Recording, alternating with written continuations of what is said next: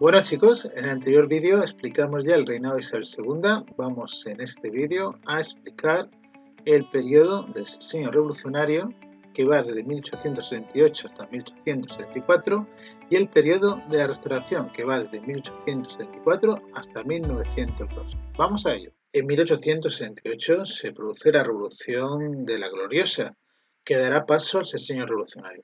Pero ¿cuáles fueron las causas que hicieron que se produjera esta revolución? Vamos a verlas. En primer lugar, tendríamos que hablar del descontento popular, que en cierto modo era derivado por varias cosas, fundamentalmente por la crisis económica de 1866. Una crisis económica que hizo que mucha gente tuviera que ir al paro, subieran los precios y por lo tanto la población estaba muy descontenta. La oposición al monopolio del poder ejercido por moderados y unionistas que gobernaban de forma autoritaria. Hemos visto que durante el reinado de Isabel II estuvieron gobernando sobre todo los moderados y de tarde en tarde los progresistas cuando daban algún pronunciamiento. También vimos cómo después de lo que es la década moderada apareció la Unión Liberal de O'Donnell y la Unión Liberal junto con los moderados estuvieron gobernando también en el último periodo de Isabel II. Por lo tanto, hay un sector muy importante de la sociedad que está cansada de que gobiernen los liberales moderados y también los unionistas. La imparcialidad de la monarquía, como se ha advertido durante prácticamente desde la mayoría de edad de Isabel II, con 13 años, durante la década moderada, pues estuvieron gobernando fundamentalmente pues, los liberales moderados. Isabel II va a ser una reina que se va a granjear una gran, en cierto modo, impopularidad. Le llamaban la reina de los tristes destinos. Y bueno, entre otras cosas, aunque nos van a centrar sobre todo en el carácter político, económico y social de este momento, pues algún cotilleo, ¿no? Esta mujer, Isabel II, pues se casó con Francisco de Asís, pero ya os puedo asegurar que entre ellos dos no hubo una gran relación amorosa, ya que Isabel II tuvo 11 hijos y por lo que se sabe ninguno fue de Francisco de Asís. Bueno, esto ya os lo contaré en clase. Además, empezó a difundirse entre las clases populares los ideales democráticos y republicanos, y eso también hizo que poco a poco el régimen de Isabel II se fue descomponiendo. En cuanto a la revolución de 1868, tenemos que darnos cuenta que fue impulsada por progresistas, aquellos que no podían acceder al poder salvo por un pronunciamiento, y demócratas, que era una parte de estos progresistas. Y por otro lado se le unieron los unionistas. Bueno, en esta época ya había muerto su líder, que era O'Donnell, y los unionistas también quieren cambiar el gobierno. Y más que cambiar el gobierno, lo que quieren es cambiar el sistema y quieren que Isabel II pues, se vaya de este país. Esta revolución fue dirigida por el almirante Topete, a tope con Topete, ya veréis cómo se olvida este nombre, con Topete, y los generales muy importantes, Prim, que era progresista, y Serrano, que formaba parte de los unionistas, aunque Serrano realmente formaba parte de todo aquello que le daba poder. Bueno, en todo el país se formaron juntas revolucionarias, como lo vimos cuando hablamos de la Gran Independencia, que eran juntas revolucionarias, y bueno, finalmente las tropas leales a Isabel II fueron vencidas en la batalla de Alcolea. La reina Isabel II y su heredero, Alfonso, el futuro Alfonso XII, partieron al exilio. Ya he hecho un poco de spoiler porque ya os he dicho que el hijo de Isabel II, con el tiempo, conseguirá ser rey de España, pero eso lo veremos más adelante. En este mismo año, en 1868, se crea un gobierno provisional. ¿Con qué misión? Por democratizar el sistema político. Se convocaron unas cortes constituyentes. ¿Y para qué se crean unas cortes constituyentes? Quedaros con esta palabra, constituyentes, para crear efectivamente una constitución. Redactar una constitución de carácter democrático, que es la constitución de 1869. Fijaros que recuperaba primero la soberanía nacional, se incorpora el sufragio universal masculino, también muy importante. Durante el reinado de Isabel II ya hemos visto que podían votar un 1 o un 2% de la población, dependiendo si gobernaban liberales moderados o progresistas. Aquí se abre lo que es el sufragio universal, quiero recordar que era a, a personas mayores de 25 años. Ahora, personas, a hombres, porque las mujeres no van a poder votar en nuestro país hasta 1933 con la Segunda República. Fijaros que ya les vale a esta gente. Bueno, se otorgan amplios derechos y libertades. La Iglesia, esto es muy importante, se separa del Estado. Esto no había pasado anteriormente, pero este se comprometía a mantener el culto y el credo católico. A pesar de ello, había que pagarle a la Iglesia Católica. Además, la Constitución establecía la monarquía constitucional, un monarca que se tiene que basar en una constitución, monarquía constitucional, como forma de Estado. Y claro, lo que pasa es que en España, quien estaba gobernando, que era Isabel II, se acaba de ir con su hijo pequeño, que es Alfonso, y claro, en España no hay ningún rey ni reina, entonces tienen que buscar por Europa a ver qué rey gobierna España. Y en eso, y de eso se va a encargar este hombre que tenemos aquí a la derecha, que nosotros, que finalmente el rey elegido es Amadeo de Saboya, representante de una monarquía liberal que había conseguido unificar Italia. Acordador de la unificación italiana, acordador de Víctor Manuel II, bueno, pues forma parte de su familia y es un monarca, por lo tanto, de carácter constitucional. Unos días antes de la llegada del nuevo rey, pues su principal valedor, que es Spring, pues es asesinado. Entenderéis que él ya en un primer momento se da cuenta que no va a ser nada sencillo ser rey de este país.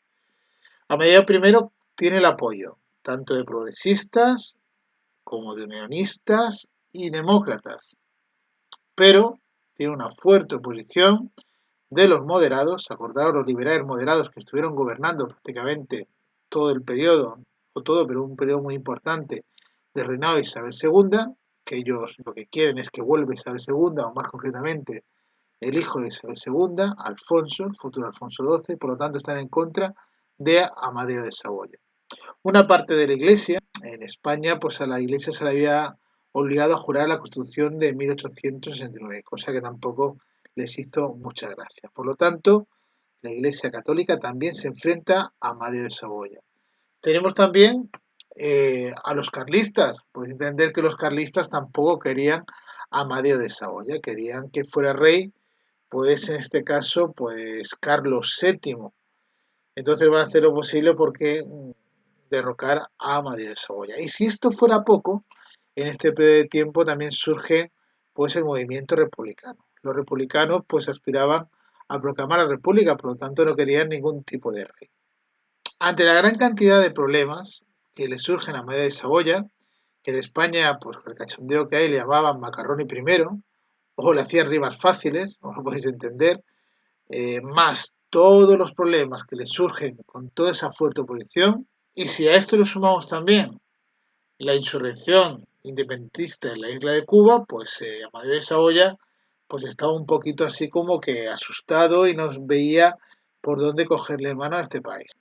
Finalmente decide renunciar a la corona y abandonar el país. Si leyéramos la renuncia de Amadeo de Saboya, cuando deja el trono español, pues entre otras cosas destaca que todos los que agravan y perpetúan los males de esta nación, pues son los propios españoles. Entonces surge esa imagen de este país como un país ingobernable. También, y no lo he comentado, Amadeo de Saboya va a sufrir también un atentado parecido al que le pasó a Prim, pero va a salir ileso. Todo esto hará que finalmente pues decida pues salir corriendo, dice, non capisco niente y vamos, arrivederci, chao chao, ¿no? Y cogió y se fue. ¿Y ahora qué hacemos? Si se ha ido el monarca, ¿ahora quién va a gobernar este país?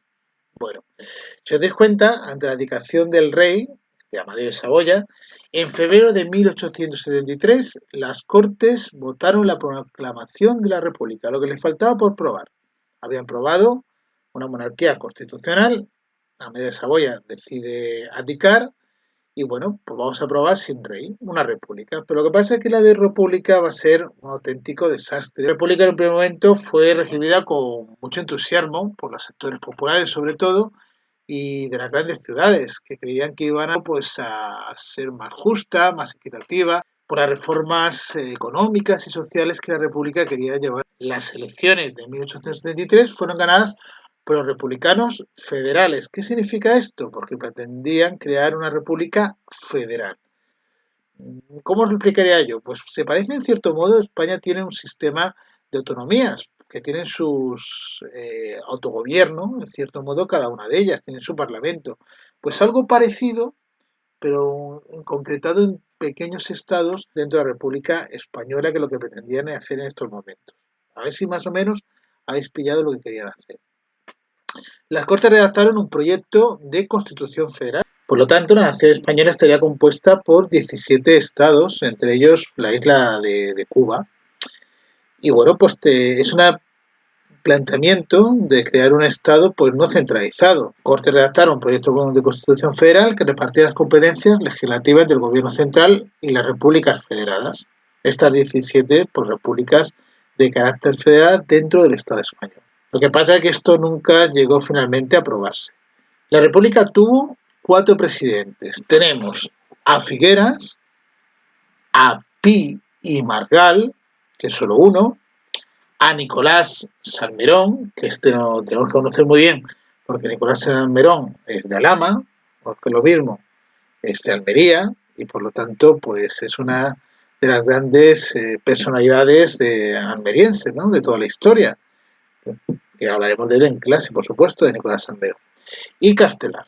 Una serie de problemas imposibilitaron su consolidación. Vamos a verlos. En primer lugar, la división entre el republicanismo, entre unitaristas, que planteaban una república unitaria, y los republicanos federales, que los que hemos visto hace un momento. Estos que planteaban 17 estados dentro de la nación española. Y entre moderados, que planteaban una república de carácter moderada, y aquellos que eran intransigentes, que aspiraban a llegar a la república a través de una mayor revolución social. O lo que es lo mismo, que fuera a través de diversas revoluciones que se produjeran pues, por todo el Estado español.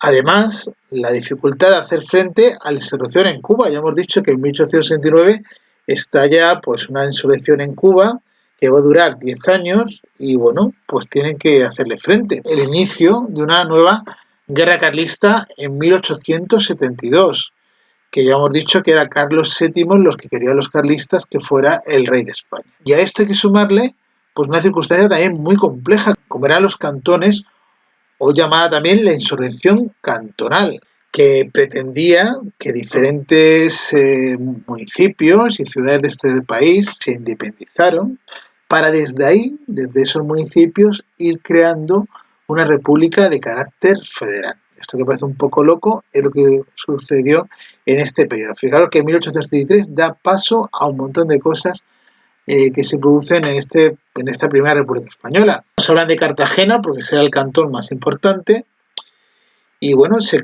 proclamó como un cantón independiente. Y a todo esto, si os parece poco, tenemos que sumar la posición de los monárquicos, acordaros, de aquellos que apoyaban a Isabel II, de aquellos que apoyaban al hijo de Isabel II, Alfonso XII, que conspiraron para preparar la restauración de la monarquía en Alfonso, el hijo de Isabel II. Ante esto, en enero de 1874, se produce un golpe de Estado, liderado por el general Pavía, que es este que tenemos aquí, el cual disuelve las Cortes y entrega la presidencia del gobierno al general Serrano, que lo habíamos visto precisamente iniciando la Revolución de la Gloriosa de 1868, y ahora lo tenemos, en cierto modo, terminando esta revolución como presidente del gobierno. Intentó estabilizar una república conservadora y presidencialista, pero tampoco lo consiguió, porque dentro de muy poquito vamos a tener que hablar de la restauración, lo que es lo mismo, cómo llega a este país el hijo de Isabel II y empieza a gobernar. Estamos hablando de Alfonso XII.